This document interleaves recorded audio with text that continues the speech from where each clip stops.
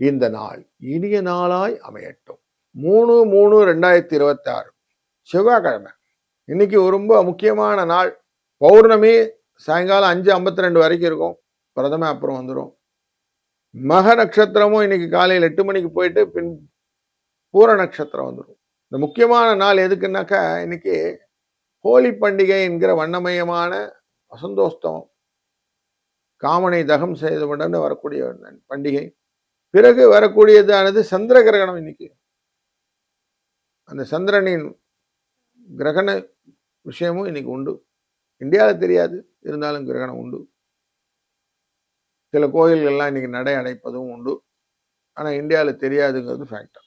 7:30 8:30 மணி வரைக்கும் நல்ல நேரம். சாயங்காலம் மத்தியான வேலை 1:30 2:30 மணி வரைக்கும் நல்ல நேரம். இன்றைய ராகு காலம் 3:04, யமகண்டம் 9:10, குளிகை நேரம் 12:01. பூர நட்சத்திரத்திலே சந்திரன் இருப்பதனாலே திருவோண நட்சத்திரக்காரர்கள் சந்திராஷ்டம் எஃபெக்ட் உண்டு. இன்றைய நாளிலே சுகர்மம் என்கிற நாமயோகம், பவம் என்கிற கரணமும் உண்டு.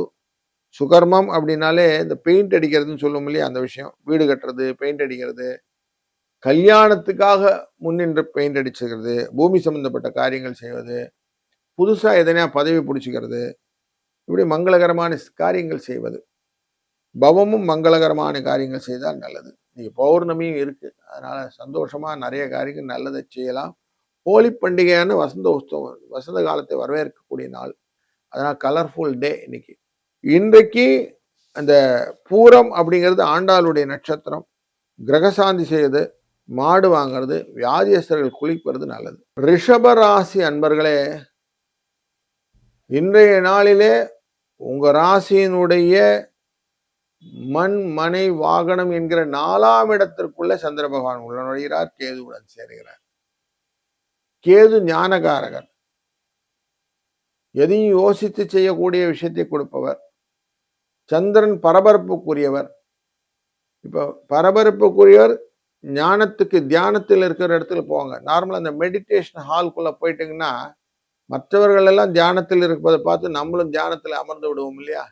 அப்படி உங்கள் மனநிலை இன்றைக்கு கொஞ்சம் ஓய்வு எடுத்துக்கொள்ள வேண்டும் என்ற எண்ணத்தில் இருக்கும். பௌர்ணமி உங்களுக்கு பிடித்த இஷ்ட தெய்வங்களுடைய பாடல்களை, தோத்திரங்களை காலையிலேயே கேட்டு கொஞ்சம் அமைதியாக ரிலாக்ஸ் பண்ணிட்டு இன்னைக்கு டேயை தொடங்குங்க. வெற்றி உங்களுக்கு.